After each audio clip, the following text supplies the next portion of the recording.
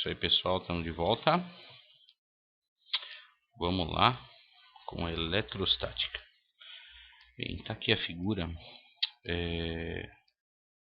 inicial que eu queria mostrar para vocês. A questão da história do átomo, né? Tá aqui, ó. A primeira situação, Demócrito, lá na Grécia Antiga, né? Vê aqui, ó, antes de Cristo. A ideia dele de quebrar, né? Ir quebrando as coisas até chegar a um pedaço muito pequeno. E aí ele chamou isso aqui de átomo, indivisível, né? Onde não dava mais para dividir. Aí você já tem aqui, olha a diferença de anos, ó. Antes de Cristo, 460, né? Até 1803 essa ideia permaneceu. Aí voltou só com John Dalton, né? Que ele recobrou a ideia dos gregos, né? De uma partícula indivisível. Mas logo, né? Os cientistas na época logo viram que essa ideia não era muito ideal. Apareceu na sequência Thomson, 1897, né? Já deu um tempo bom aqui também, 94 anos de diferença, onde ele veio a incluir aqui a questão do elétron, né? Com a descoberta do elétron, a gente mudou então o modelo atômico, onde você tinha um centro positivo e os elétrons negativos aqui. Esse modelo é conhecido também como o pudim de passas, né? Aí na sequência você tem Rutherford, 1911, já um pouco mais próximo, né? Os experimentos já mais avançados. Houve a necessidade de reformular o modelo do átomo, aí onde você tem aqui o núcleo central e a sua eletrosfera, né? E nesse modelo ainda foi reajustado aqui por Bohr com a questão das camadas, né? Aí tá aqui as camadas K, L, M que você estuda lá na química, tudo certinho. Enfim, esses modelos de átomos foram necessários para que a gente pudesse desenvolver a eletrostática. Aí vamos lá.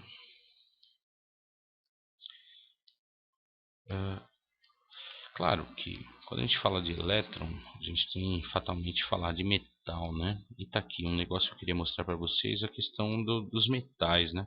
Os elétrons que se movem nos metais são os elétrons da última camada, né? E você sabe, a última camada, a camada de valência, esses elétrons estão um pouco mais soltos aqui, eles podem, né, navegar literalmente aqui, ó, entre as eletrosferas dos átomos. E são esses elétrons que vão se movimentar e que vão poder ser transferidos de um corpo para o outro, enfim, lá quando a gente falar de corrente elétrica mais para frente, a gente vai ver aqui, está aqui um modelo de elétrons livres, né? Dando continuidade aí, deixa eu pegar aqui o próximo para você. Já que a gente falou de questão de movimentação de elétrons, tá aqui, né, uma situação de condutor e isolante. Isso aqui é importante, né, a gente saber e tomar cuidado, porque tem gente que fala, né, condutor é condutor, isolante é isolante. Na realidade, gente, a situação condutor e isolante ela pode mudar, tá? Quer dizer que o isolante ele vai ser isolante para sempre? Não. Tá? Pode ter uma situação em que ele se torne condutor. A exemplo disso a gente tem o ar, né? O ar, ele até na ordem de 10.000 volts, ele é isolante. Acima de 10.000 volts, né? Uma diferença de potencial de 10.000 volts, ele passa a ser condutor, né? Já visto aí os raios que nós temos, né? Que são nada mais nada menos do que acúmulo, né? Acúmulo de elétrons, e esses elétrons ganham aí a diferença de potencial. Olha aqui, ó, a diferença de potencial acima de 10.000 volts e eles passam, né, de um lado para o outro. Aí esses elétrons descem, no caso, né, a uma nuvem concentração alta de elétrons. Deu a diferença de potencial mínima, aí ele vem descendo para poder fazer essa compensação com as cargas positivas que estão aqui no chão, ok? Lembrando, o raio pode subir ou descer, né, gente? Cada caso é um caso. Bem, vamos lá ver o que tem para a gente falar um pouquinho mais. E claro, voltando ainda, né, o isolante, ele, em determinadas condições, ele pode ser sim condutor, né?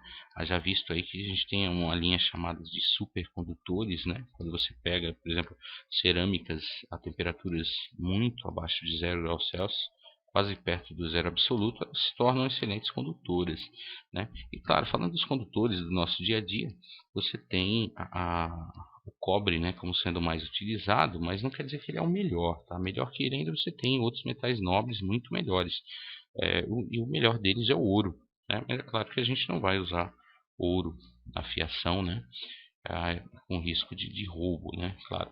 Mas a gente sabe que você tem, por exemplo, aí no seu celular, no seu computador, dentro dos chips, enfim, você tem pequenas quantidades de ouro que ajudam e muito, né, a questão da condução dos elétrons aí para informações, ok?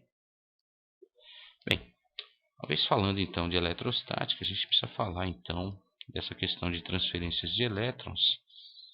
Aí a gente começa a falar de algo interessante, que são os processos de eletrização.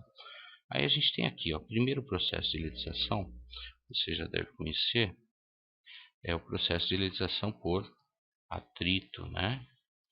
Então a ideia, você tem um bastão de vidro e um pedaço de lã, e você vai esfregar, né, os dois. Ao esfregar, o que que acontece, gente? Você esfregou, quando você separou, olha só, você tem o seu bastão de vidro carregado com cargas positivas e o seu pedaço de lã com cargas negativas. Houve então uma transferência de elétrons do bastão para a lã, ok? O que que a gente vai olhar para esse final aqui e vai falar o quê? Bem, a questão das cargas, né? Você vai ter sempre sinais diferentes, né? Um fica positivo, outro negativo, e a quantidade, vou botar assim, quantidade de carga igual, ok?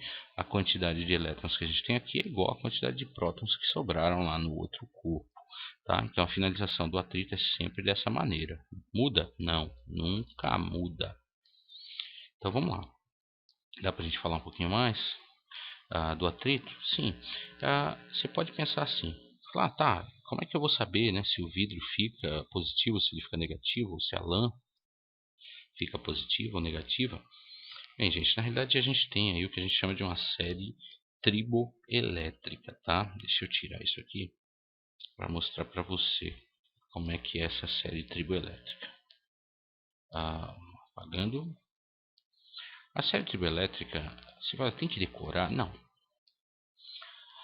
Quando a pessoa, enfim, o vestibular, o exercício quer, ele tem que te dar aí uma solução a respeito. Ele tem que te dar essa série para você poder acompanhar, né? Nessa série aqui que eu trouxe para você, tem os materiais, ó, pele humana, couro, pele de coelho, vidro, cabelo, enfim, tem uma série de coisas. Olha no nosso caso, a gente usou lã, né? Tá aqui, e o vidro. Olha só, a seta indica a tendência de ganhar elétrons. Então vemos que a lã tem mais tendência de ganhar elétrons do que o vidro. Então por isso que a lã, naquele caso do vidro e lã, a lã fica negativo e o vidro fica positivo. Eventualmente, se eu esfregar lã com alumínio, eu vou ter o inverso. A lã vai ficar positiva e o alumínio vai ficar negativo, porque ele tende a ganhar elétrons. Ok? Preciso decorar a lista? Mais uma vez, não. Tá? Isso aí tem que ser dado para você lá na hora e você faz a comparação. Ok? Bem, vimos aí então atrito. E vamos ver agora uma outra situação, que é o contato, né? Então aqui a gente vai já ter a eletrização por contato. Então a ideia inicial, olha só, eu tenho um corpo, esse corpo ele está carregado, note ó, que aqui tem a parte neutra dele e tem esses elétrons sobrando. Esse outro corpo aqui ó, ele está completamente neutro, né? O que vai acontecer? Já que eu estou trabalhando com contato, eu tenho que fazer o contato, eu tenho que encostar esses dois corpos aí, ó. Olha só a situação aqui agora. Encostei. Ao encostar, tem que haver um equilíbrio entre as cargas. Então, esses elétrons que estão sobrando, eles vão ter que se equilibrar. Eles vão correr, né, daqui desse corpo para cá, eles vão escorrer daqui para cá. Ou seja, vão ser transferidos, né, vão ter transferência de carga de um corpo para o outro. Certo? Quando eu fizer a transferência de carga e separá-los, eu vou ter a seguinte situação, ó, final. Questão de equilíbrio de cargas, né? Eu tinha os dois aqui, né? Esse carregado negativamente, esse neutro, zero carga. Os elétrons pularam da cá para esse corpo no contato, e depois do contato eu fiquei com essa situação aqui, ó, dois elétrons aqui, ok? Ótimo, aí eu vou ter, né, esse corpo negativo e esse corpo agora negativo. Se eu for pensar, né, daqui para cá, no final eu tenho o quê? cargas de mesmo sinal, agora diferente lá do atrito, né? Mesmo sinal e mesma quantidade. Vou abreviar aqui para você entender. Bom, mesmo sinal e mesma quantidade. Isso é eletrização por contato, ok? Bem, vamos lá, acabando aqui. E depois do contato, gente, o que a gente tem? Temos a indução. Aí aqui eu peguei o desenho inteiro e vamos ver, analisar o que está ocorrendo aqui. Eu botei duas situações para você verificar. Eu tenho esse corpo, tá vendo? Ele está neutro, ele tem 4 prótons, 4 elétrons, e eu tenho esse corpo totalmente carregado por prótons. Quando eu aproximar os dois corpos A e B, há a indução. Eu tenho elétrons para esse lado, atraídos por esses prótons, e os prótons, claro, por uma questão de força, né? Próton repele próton, esses prótons vêm para cá. Feito isso, ó, aqui tá, o desenho está ruim, mas tem um fio. Eu ligo um fio terra aqui, ó. Ao ligar o fio terra, elétrons da terra sobem para compensar os prótons que estavam aqui, enquanto aqueles elétrons estão ligados àqueles outros lá, induzidos por ele, né? Feito isso, eu retiro o fio. O que acontece? Os elétrons da terra compensaram os prótons, tirei fora, né? Acabou o fio terra.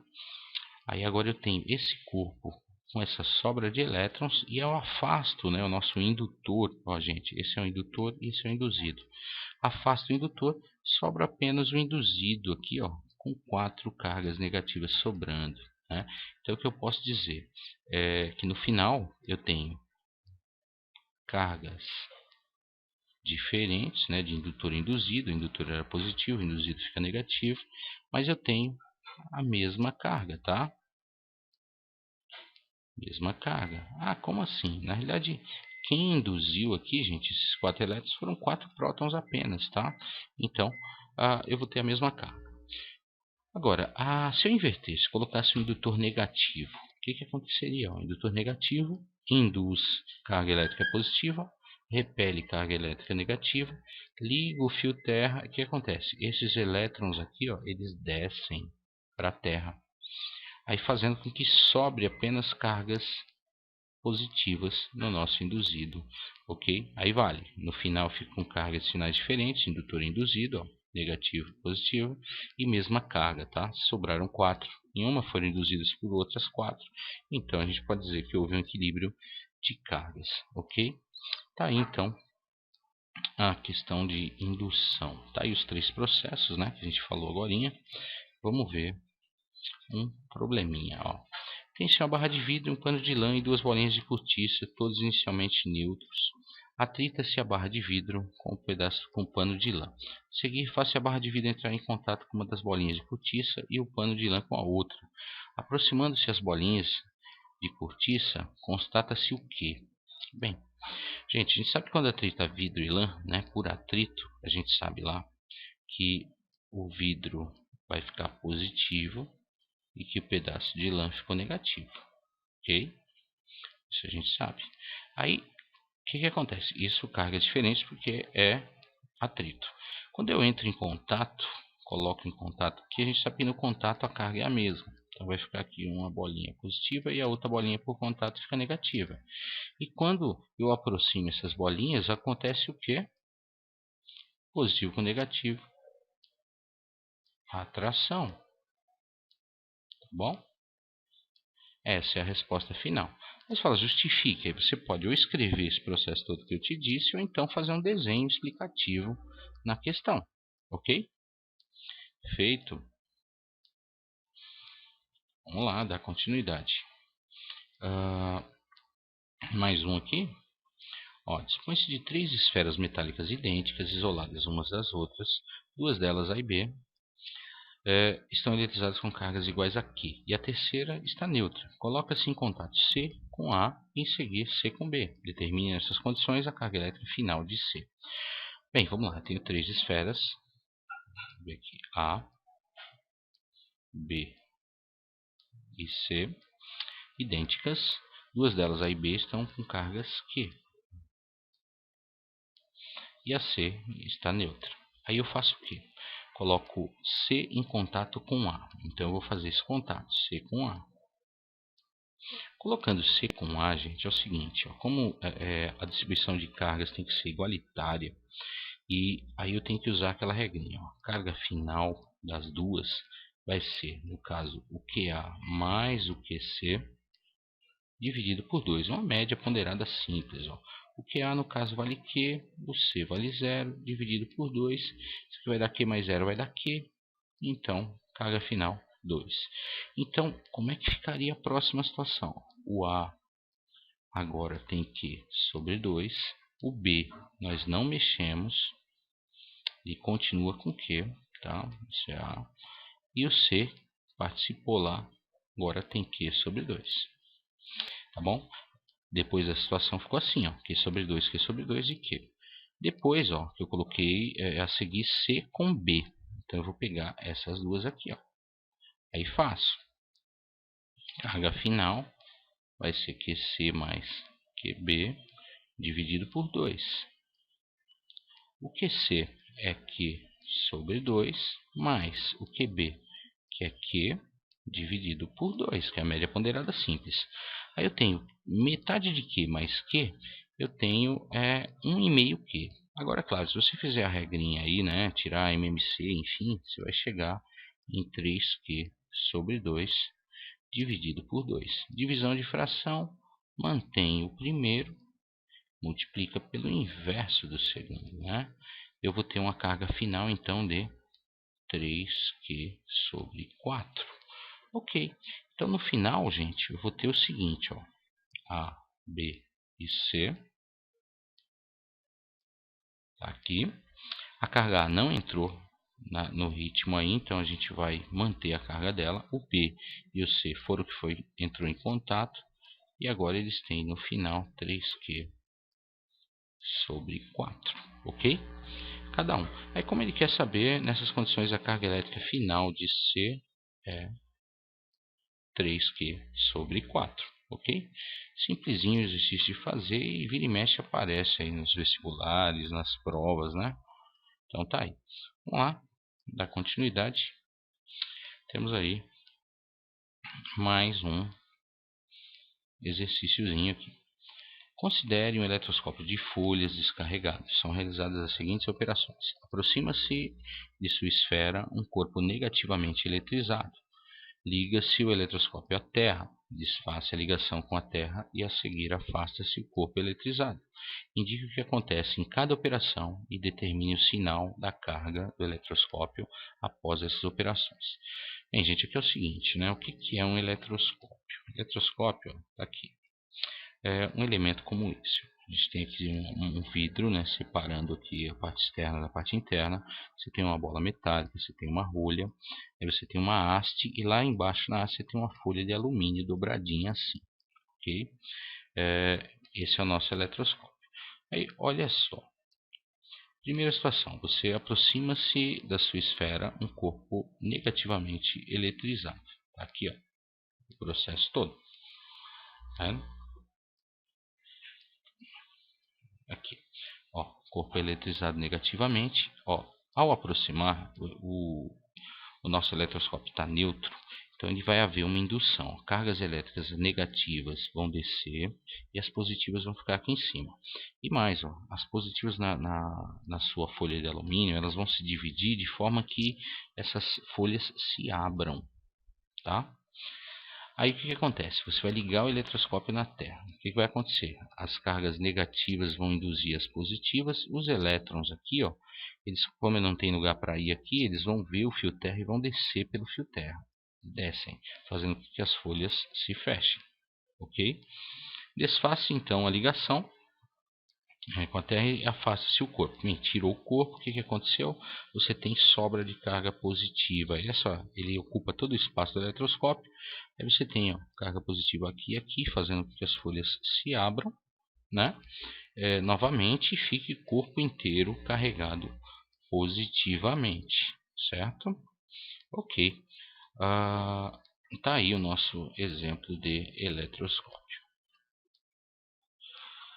Bem, dando continuidade, a gente tem aqui já que a gente vem falando, a gente chama isso de lei de Dufay. Você já sabe, mas vale a pena lembrar, né? Você tem aqui, ó, carga negativa e positiva, você tem forças de atração.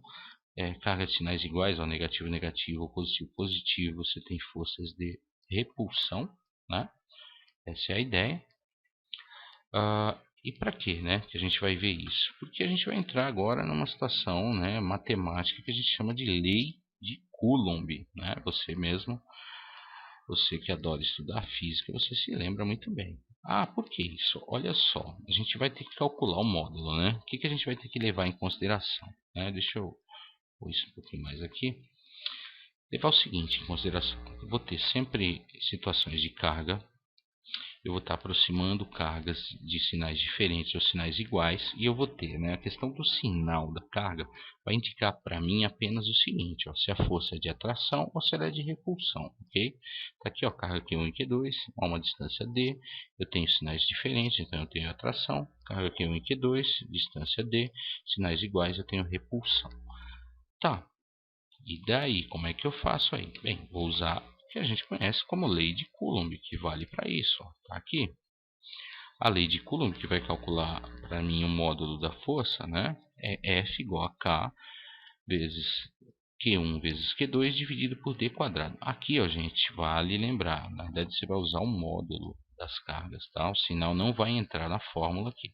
Você vai pegar sempre os módulos. E esse valor de K a gente sempre usa para o vácuo, tá? 9 vezes 10 a nona Newton metro quadrado por Coulomb quadrado. Tá aqui a unidade de K, né? Isso aparece nas nossas continhas sempre. Agora, se você reparar, essa função de força, né? Ela tá, quando você fala de força e distância, ela é uma função de inverso de quadrado. E se você verificar o gráfico dela, ele tem esse jeitão. Olha só, tá vendo? Para distâncias bem pequenas, a força é altíssima, né? E quando você vai aumentando a distância, ele cai conforme o quadrado da distância, ele vai caindo bem, né? Você tem aqui esse arco de parábola aqui, certo? Ok. Bem, então, né, nada mais justo do que a gente poder fazer um probleminha de lei de Coulomb para ver como é que isso se aplica, né? Como é que é a prática da questão. Tá aqui, ó. Determine a intensidade da força de repulsão entre duas cargas elétricas iguais a 1 Coulomb situadas no vácuo a 1 metro de distância. Aí é dada a constante eletrostática do K0. Então o que ele quer? Na verdade ele tem duas cargas separadas aí por 1 metro de distância. Ambas as cargas têm 1 Coulomb, né? Aqui estão situadas no vácuo, tá? E ele quer a força. Já que as duas têm 1 Coulomb, essa força, né, como é mais e mais, essa força é de repulsão. Agora, e o valor dela sai da lei de Coulomb, ó. K, Q1 vezes Q2, né, dividido pela distância ao quadrado. Então, vamos lá. K é 9 vezes 10 a nona, que foi dado, vezes 1 vezes 1, que são as cargas Q1 e Q2, dividido por 1 ao quadrado. Aí você vai multiplicar, né? 9 vezes 1 vezes 1 vai dar 9. Aí mantém aqui o seu 10 a nona. Dividido 1 quadrado é 1. Então pronto, gente. 9 vezes 10 a nona newtons, né? Aplicação direta. Calma que a gente vai ter exercícios, vários modelos de exercícios de lei de Coulomb, tá? Então não esquenta muito não. Isso foi mais um exemplo aí da nossa aulinha de eletrostática. Então, daqui para frente, gente, vamos pular, vamos para a aula de exercícios, né, para vocês verem como é que a parte inicial de eletrostática se dá, os exercícios de lei de Coulomb e também exercícios da parte de eletrização, ok? Então vamos lá, eu vou apagar isso aqui e espero vocês aí na aula de exercício, ok? Beleza? Valeu, abraço aí a todos.